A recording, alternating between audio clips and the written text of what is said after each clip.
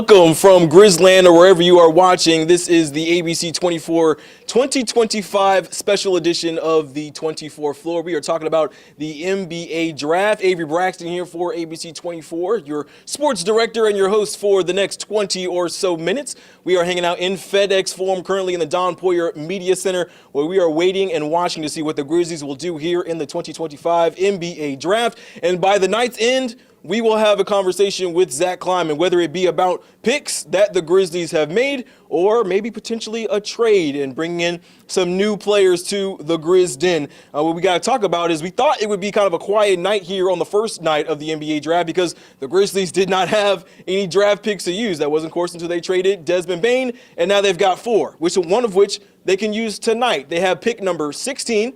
We're already, I believe, at pick number 4 with Charlotte on the clock. And in the second round tomorrow night, they have picks 48 and 56. We will see if they will use all three of those picks. We're going to have some special guests joining us on the show, giving their perspective on what the Grizzlies could do and maybe what the Grizzlies should do. One of them I'll bring in right now. Come on over here. This is Chris Harrington of the Daily Memphian, columnist, all-around ball knower. There we go. Is what I would say. Chris is somebody that you definitely want to tap into if you haven't, and he's somebody who knows plenty about the Grizzlies. We talk about what the Grizzlies are doing, Chris. We didn't think we would be hanging out too much here tonight, right? We had to cram for the first round, so like you cram for a test in college. We Yeah. had to start brushing up quick, yeah. When you talk about what the Grizzlies could do, we have to mention the Desmond Bane trade. Sure. Obviously, this happened because they engaged with the Orlando Magic. They send Desmond Bane to the Orlando Magic, and in return, they got two players, Kentavious Caldwell-Pope, and they got Cole Anthony, along with four draft picks in the first round, 2025, 26, 28, and 30, and a first-round pick swap in 2029. Just real quickly, what do you think about that trade, and do you think it was a good move to move into the first round of this draft? You know, when something that big happens, it can't help but be a shock in the moment. But I think if you were listening closely to Zach Kleiman at the closing media session, he sort of telegraphed it. He said, we're not close to contention. Mm-hmm. He said, we need to get uncomfortable this summer, which this was. Yeah. And when he was asked if he thought a core of John Morant, Jaren Jackson, and Desmond Bane could still win a title together, he wouldn't say yes.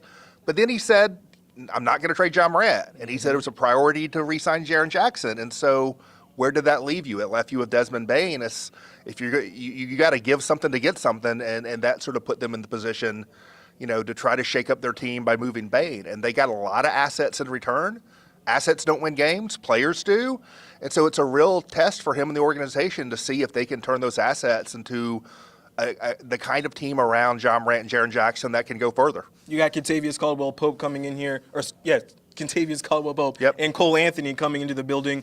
It seems like Kentavious Caldwell-Pope will be the player who the Grizzlies at least look like they plan to keep coming into the start of the season. Cole Anthony seems like it could be one way or the other. In your mind, do they package him with the pick tonight?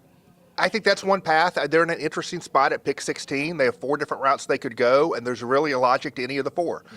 The easiest thing to do is to stay at 16 and take a player. There's a reason to move up to try to get a player you want. Zach Kleiman has a history of doing that multiple times. There's a reason to move down. If you can shed some salary, you might need to renegotiate Jaren Jackson's contract. But to your point, another thing they can do is attach a salary to that pick, like the Cole Anthony salary, and go shopping for a veteran who can be in the rotation. And so, you know, by this point, maybe they know what they're going to do, but I would suspect when the week started, all 4 of those options were on the table. Yeah, so as of right now, we are on pick number 4 with the Charlotte Hornets on the clock. We've already had Cooper Flagg go, Dylan Harper, I believe VJ Edgecombe as well. When you look at this 2025 NBA draft class, this crop of rookies that are coming in, what's kind of been your opinion as you've been delving into the draft class and potentially who could end up at Memphis Grizzlies? As you said, you did say you were cramming for the test, though. I did. I've been studying hard the last couple of weeks. I was already studying the second round guys. The second round, right? We Grizzlies have been very good in the second round the last couple of years. Yeah, you know, they're in an interesting spot. I mean, the cliche with the draft is that the draft is about talent acquisition. Mm-hmm. You use trades and free agency to fill roles. In the draft, you're looking for talent. It was a little different for the Grizzlies last year because they had a huge hole at center they needed to fill. There were good centers in that draft. They ended up getting one of them in Zach Edey. Mm-hmm.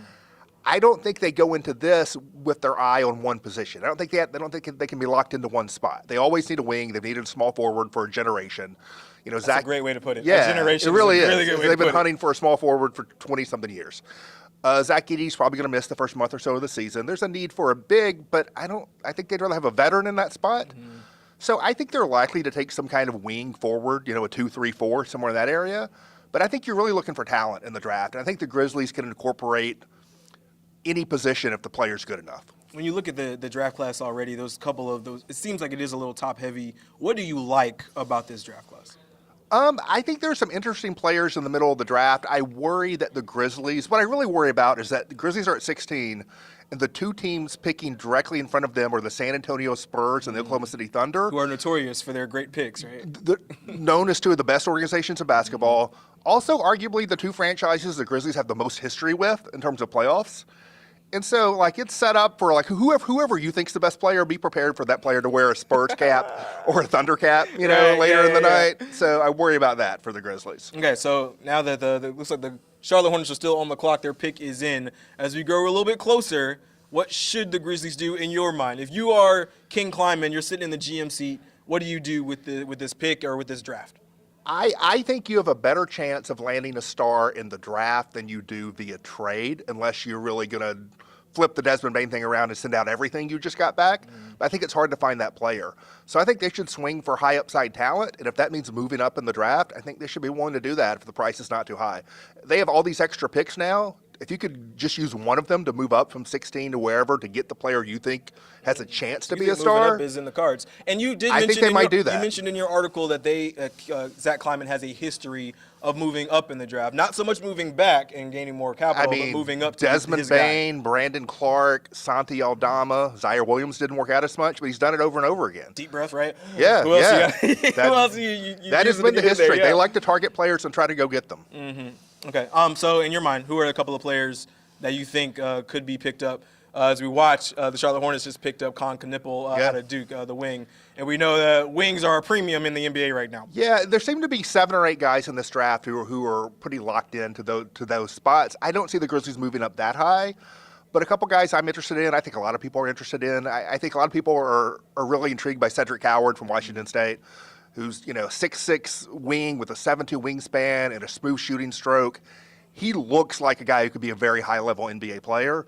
If Duke was going to give him a lot of prototypical look of what a long, lanky wing defender and I know he was a smaller college guy who hasn't proven a lot, but Duke was about to give him a lot of NIL money, and they tend to bring good players in. They tend to know what they're doing. Yeah, and then the other guy who's a little bit odd positionally, but Colin Murray-Bowles of South Carolina, the Grizzlies said, Zach Kleiman said, we want gritty players. Mm-hmm. Well, that's the guy in this draft who's the definition of that. Gritty, nasty, some kind of guy who can be a Tony Allen-esque type of player, somebody like might be the best defensive player in the draft. So what was his NBA comp? Remind me who the NBA comp was for him. I've heard Draymond Green, but with a different personality, right? a little bit more on the weaker side. Maybe? Right. Okay. At least not as loud off the floor, Okay. But loud on the floor, and we've seen that with a couple of players with the Memphis Grizzlies. I think of Cam from last year. Cam Spencer, with the Grizzlies, who spent a lot of time in the G League last year, was on the 2-way contract, but when he got on the floor, was certainly somebody who you noticed that he was around. You think that Murray Boyce could be kind of the same way? Yeah, I think they really want to improve their defense and get some gritty players, they got that dog in them kind of players. I mean, Zach Kleiman all but said we're looking for those kind of players, and Boyles is one of the guys in this draft who screams out he's that kind of guy. If they don't draft a player tonight, they decide they package him away, they might try to get somebody in here who could maybe play the 3 or whatever position it may be. Who do you think the Grizzlies should be targeting in the free agency or in the trade machine? There's some veterans out there. I mean, a guy I've looked at recently is P.J. Washington for Dallas. They just took Cooper Young with the first pick in the draft. He basically plays the same position as P.J. Washington, who is on an expiring contract. If I'm Dallas and I can move P.J. Washington for some decent draft assets, they don't really have a point guard with Kyrie Irving hurt. Cole Anthony could fill that role. To me, that's kind of a natural fit. Whether that'll happen or not, almost 99% of trades you make up never happen, so that probably won't happen. But to me, that makes a lot of sense. What is the question that you have to ask Zach Kleiman tonight, regardless of what happens? We know he hasn't spoken publicly since the Bane trade. Mm-hmm. So unless they do something really dramatic on draft night, I feel like he's going to spend more of his time getting questions about the Bane trade and the general direction of the franchise this summer, maybe more so than even a draft pick. All right, so we'll have to see what King Kleiman, Zach Kleiman, does GM of the Memphis Grizzlies. As we move throughout the night, we are on pick number 5 with Utah Jazz on the clock. Listen, if you are interested at all in what the Grizzlies got going on, whether it be in the draft, free agency, what they may do with, say, Santi Aldama, this is the guy who you need to be following. Chris Harrington of the Daily Memphian, columnist and all-around ball knower, like I said there before. we go. I appreciate it. Chris, we'll continue to watch this out, and we'll maybe ask you some more questions later on in the night. We'll see what happens. Sure. All right, we're going to take a quick little break, but when we come back, we'll have Parker Fleming, who has a few more draft picks, a couple of guys that he's been eyeing, and we'll talk about those picks on the other side. On Weather Impact Alert Days, stay informed, prepared, and connected with ABC 24 and 24 Plus. Coverage that alerts you to what's coming and how it will impact you. Watch extended weather coverage on 24 Plus. The 24 Plus TV app, streaming 24/7 local news from the team you trust on your time. Rain showers through the day today, and we're starting. Track how the weather will impact your day. Rain coming in tonight into tomorrow. Extended, continuous coverage of breaking news, live from the scene. Go deeper with in-depth interviews and exclusive reporting. All the local news you need, live or on demand. 24 Plus, complete coverage of your local news, weather, and more. Here comes our first batch of rain. Some severe thunderstorms and even several tornado warnings. I think the bigger issue is going to be the wind gusts. So you start getting some branches knocked around. You could definitely see some power outages today. Those storms could pack a punch. It's not just the thunderstorms, it's the fact that this low pressure is so strong. It's how big that storm system was. On Weather Impact Alert Days, stream extended coverage on 24 Plus. Download on your TV and watch for free. When news breaks, watch 24 Plus. See the story as it's happening. Be on the scene, faster than ever before. Live updates from the team you trust. Stream breaking news on 24 Plus. Download free on your TV now.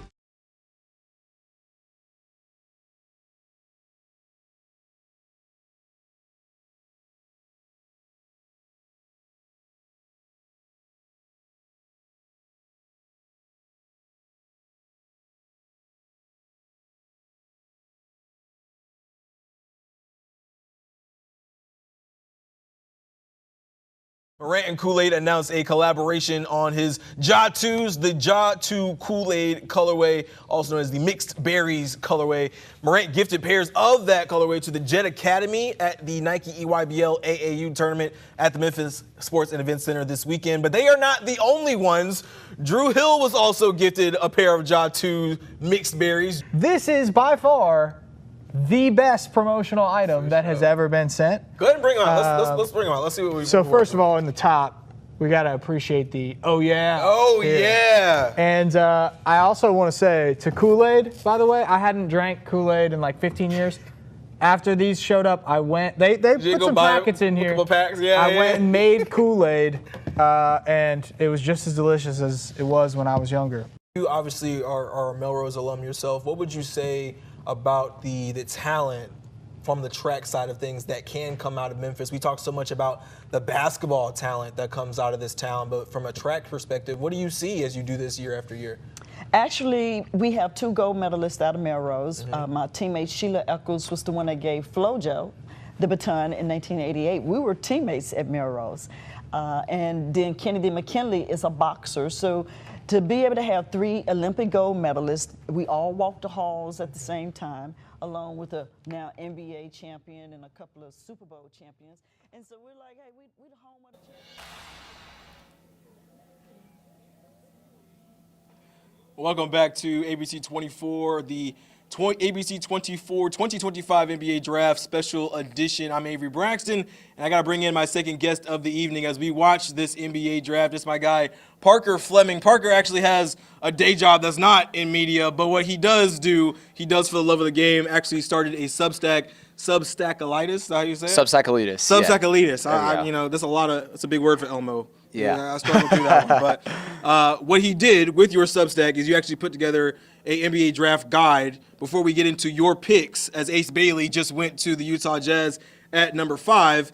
Talk me through what your rationale kind of was for putting this together and kind of what you thought through as you were kind of evaluating players. Yeah, for sure. For one, just starting a draft guide, I've always, I've had the blog, I've had the podcast. So when I started the Substack, I was like, everybody has a podcast. And obviously, too, like, podcasts take away from hearing people like you at ABC 24. It takes away from hearing people on the radio. So I'm like, what can I do that's different? So kind of that'll take away from me. You would have taken away from me, though. But no, but I've always loved the draft. I remember being in message boards when I was a kid, talking about Ricky Rubio and Greg Oden, Kevin Durant, Michael Beasley, those guys, and I just wanted to do something I felt like was worthwhile and kind of aligned with what I want to do in basketball. And I enjoy it. And then just with ranking these guys, well, it takes film, it takes all the stats. I try to weigh everything. I try to weigh possible outcomes. Like I don't try to be like, yeah, this player is 100% going to succeed unless you're Cooper Flagg, Dylan Harper, or I don't want to be like, yeah, this person's 100% going to fail, because there's confidence intervals. There's percentage of outcomes. I try to weigh all that, but as I was reading through it, one thing you said about yourself was like you're always kind of a glass half full kind of guy, right? That's kind of how the lens you're looking through some of these players. Am I right? Absolutely, because at the end of the day, like, an organization is going to pick a player thinking, what can I do with their skill set?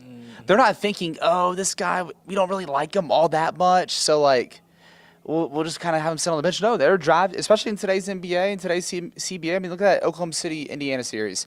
A lot of dudes that have been drafted in the 2020s. Homegrown talent. Nembhard, Jalen Williams, Chet Holmgren, Cason Wallace, guys, Bennett Mathurin, guys like that. And, these guys, or these teams want these guys to be contributors. So you have to look glass half full of like, yes, they may not have this or this to the game, but what can we do with this? Yeah. And that's what I try to look at when evaluating these prospects. All right, so let's get into some of these picks. As we talked about with Chris Harrington on the front side of this special, the Grizzlies do have pick number 16 that they got through the Desmond Bane trade. So we are at pick number 6, and so far the Grizzlies have not traded that pick away to go grab some capital somewhere else. So we got to get through some of Parker's picks here. The first of which, we talked about this a little bit with Chris Harrington, but this is Cedric Coward out of Washington State, somebody that you feel like is probably first on Zach Kleiman's board. Talk me through why. Yeah, I mean, for me, it's you look at everything that encompasses his skill set. Obviously everyone right now, they really know the interviews, and he's knocked out every interview. The Kevin O'Connor one was incredible, but this is a guy, 6'5", 6'6", 7'2" wingspan. If you look at a query of first-round picks with a 7'2" wingspan, they don't fail. It's OG Anunoby, Mikal Bridges, Pascal Siakam, or talk about wings at least. Yeah. Obviously, the big men are going to have. Bigs are different. Yeah, but Bilal Coulibaly, Tari Eason, you have a lot of guys that are either really, really good and really impactful towards high-leverage basketball, or they project that way with guys like Coulibaly or Jarice Walker. And with Coward, I watched his game, and obviously he only had 6 games because he hurt his shoulder at Washington State, but I made sure I watched some of Eastern Washington, and there's so much to like. He's 76% at the rim, 40% from 3. The mechanics, they look good. It's not like small sample theater. He got up those threes, and the form looks good. High clip, yeah, and the thing that was really interesting is he was a heavy post-up player for a wing, which I'm like, okay, he's not going to post up, but like when he's run off the line or if he's running ball screen actions, can he just get a defender on his hip and just leverage that physicality? And he's not afraid to get inside the three-point line, right? And it's not necessarily getting into the paint, but, I mean, we talk all the time how the mid-range is kind of a lost game, right? If you can get somebody on his hip, that's a skill set that, quite honestly, a lot of people are uncomfortable guarding. Am I right? Right. Absolutely. That's an advantage. That's an advantage for the offensive player. And, and even the defense, like, there's some stuff that's like, okay, he needs to add more to his frame. He's pretty engaged, but not like the level of engagement that you're projecting a guy with a 7'2" wingspan. But there's just some stuff that he could do because of his wingspan where it's like he can shut down an entire segment of the floor. If a guy's trying to get past him, good luck. Like, there's some moments where it's like, yeah, dude, you're not going to get anything past Cedric Coward. And for me, in looking at the Grizzlies, they are doing a retool around Jaren Jackson Jr. and John Morant. And for me, I'm looking at guys where at 16 at least, like, okay, if they are called upon right now, can they play? And secondly, can this guy eventually be someone that you want on the floor in the fourth quarter of a playoff game? Yeah. And Cedric Coward, if he falls to 16, that I feel like that's almost a run to the podium kind of pick. All right, so Cedric Howard is looking through the draft profile that you put together. He's actually really surprised that I went through it. I appreciated it. So look at the strengths, defense. We talked about his 3-level scoring, being able to get inside the 3-point line, but still really a high-level 3-point shooter, 38% from deep. The only weakness you have on here was ball handling. Talk me through why that is a weakness and why it may honestly not matter that much if you're a Grizzlies fan. Yeah, I mean, it's simplistic in my opinion. Like it's okay and it's doable. I think it's doable for a guy that, he's going to be playing next to John Morant. He's not going to be a guy that's going to be playing on the ball all that much. I'm not fully trusting he's on the wing and he could just take his guy off the dribble to the basket. That's not his game right now. But what we just talked about with his strength and his ability to he's not afraid to get dirty and get into leverage his size against an opponent. So but as of right now, the ball handling not quite there. But the thing that really caught my eyes in this interview with Kevin O'Connor, he said, I'm gonna be a totally different player 12 months from now. And with that, any team that picks him and hears that, you gotta get goosebumps when you hear that. I think we got a similar feeling from Jalen Wells, right? When he finally got to Memphis, you got a chance to talk to him, and he's like, "Listen, man, I was in school, right? I could only devote so many hours to basketball because I was in school. I had to go to class." He's like, "I don't gotta go to class now. I can just do basketball all day long." And we saw his game. I mean, really, he was ready to go from day one, which surprised a lot of people. But his game did definitely evolve kind of a little bit over time. Let's go get into your next pick. I know which one it is. I'm going to pick up all my papers off the ground. Your next pick is Nick Clifford out of Colorado State. Technically, he's a guard, but it maybe feels more like a wing. Kind of all these guys that you talked about in that range kind of feels like a wing. Talk me through Nick Clifford and what you like about him. The thing with Nick Clifford, I think he's ultimately a high floor player. He's not going to be a guy where you're like, oh, yeah, this is a guy that could be the third guy next to John Morant, Jaren Jackson Jr. But also at the end of the day, at 16, you're not picking that kind of player. The thing with Nick Clifford that stood out is he had so many games where, I'm watching playoff basketball. I'm watching the Knicks, the Pacers, the Thunder, the Timberwolves, the Nuggets, the Celtics. And I'm like, this guy can play in these games because he does or the Rockets. The Rockets are another good example because of these strengths in particular. He's going to be a beast in the possessions game because he crashes the glass. He's a smart playmaker, which, the assist numbers may be inflated because he had the ball a lot at Colorado State. Right. But I think he was their primary ball handler. Yeah, he was a primary ball handler. Yeah, and I think it also shows good decision-making. He's going to make sound decisions with the basketball. Strong finisher. I think he's going to be a beast in the possessions game, and I even said this in different posts on Substack Elite. Nick Clifford's going to be the first guy in this draft class, maybe besides Cooper Flag, that has a playoff moment. I know people are spooked out taking a 23-year-old in the draft. I mean, that's just kind of the way that we got to get used to it with the way that the NIL is going right now. But I think this is a guy that can add value towards winning basketball. The big thing that's going to answer questions about his impact and this level of impact he can hit is what's his game going to be like shifting off the ball more? Can he shoot the ball well enough? The shot is okay right now. I don't fully trust it. It's okay. How is he going to get his offense more often when he's not having that rhythm of, I'm getting got the ball I'm getting these reps. Dribble 10, 15 times before I really got to do anything with it, right? Yeah, because in the NBA, he may go 5 possessions without touching the ball. Yeah. And also on the flip side, now that the offensive burden's decreasing, how much more can he level up his defense? Because he's a physical dude that I think can guard positions 1 through 4. When I watched him, I had a chance to go out to Seattle to follow the Memphis Tigers right in the NCAA tournament, and they played Colorado State. And as you're watching Nick Clifford, and he was plenty hyped up going into the game, so you knew he was the player to watch. But as you watched him, it did kind of feel like this guy is an NBA player. He's got the build for it. He's 6'5", got a 6'8" wingspan, right? 202 pounds, and he kind of just did everything well. Yeah. Nothing jumped out at you necessarily, but anytime you're looking at a guy that can score almost 20 points a game in college, 9.4 rebounds as a wing, as a guard is really incredible. That's probably his biggest plus. Yeah. Am I right? 100%. I think those are kind of the things outside of the scoring, his rebounding, his ability to make the right play. I think we talk a lot about that with like Cooper Flagg this year, right? He might be a little Cooper Flagg light, just a little bit, not so much on the. I mean, just a guy that he's going to do everything really well. He's going to do everything really well, and you're not feeling like he's going to be a minus on the floor. He felt like, of the three that you sent me, Neek kind of felt like the safe pick. Yeah, and also like kind of on the note of like Cooper Flagg light. Like Cooper has several stuff that he does at an elite level. Yeah. Neek he's more of a jack of all trades. I would probably say his best trait is his rebounding. But yeah, he's a safe pick. He's a guy where if you told me, they said, hey, Neek Clifford's in the rotation on opening night, I'm like, okay, yeah, I see that. Okay. All right, so we got to get through into your last pick. It's Liam McNeely out of UConn. This one, if I remember your quadrants correctly, was in quadrant 1. Yeah. Remind me what that meant exactly. So quadrant 1, I described that as a critical take with a positive spin, I guess.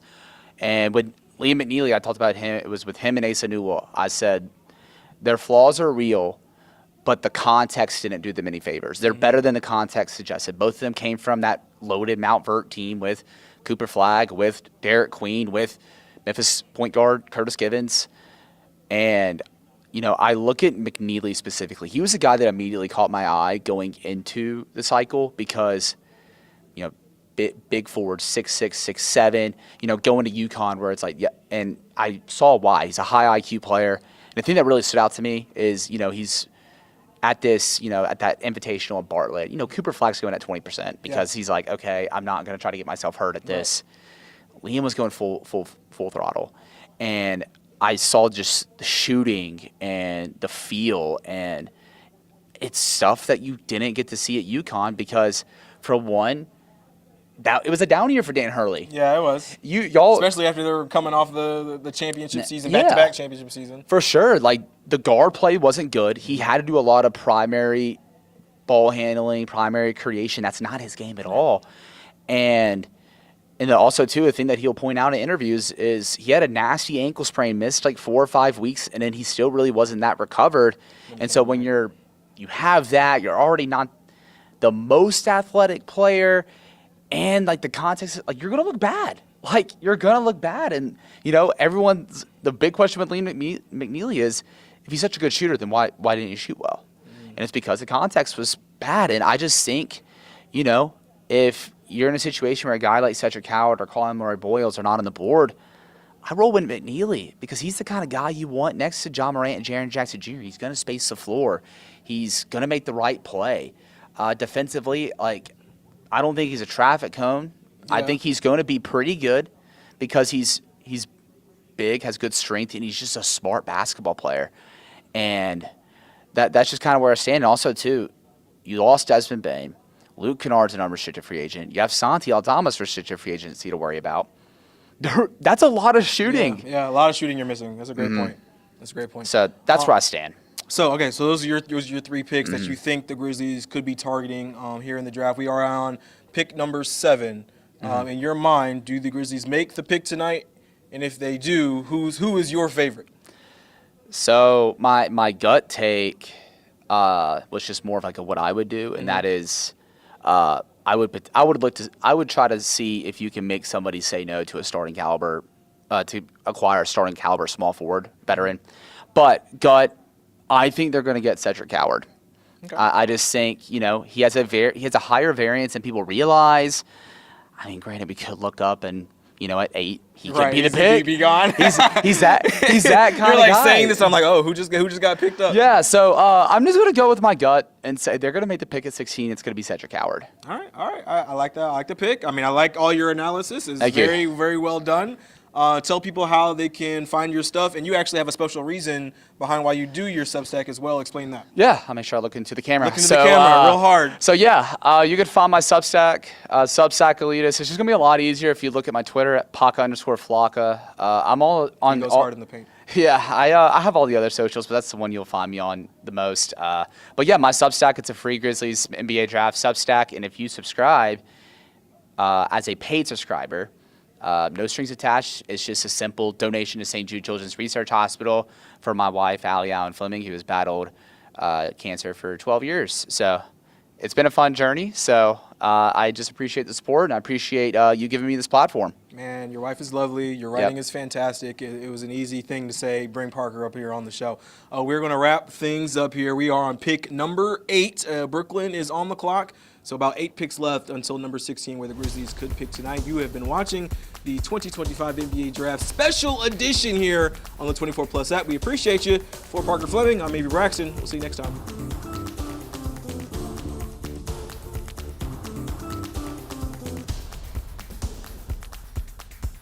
Continue with us and watch free now on the 24 Plus app everywhere you stream.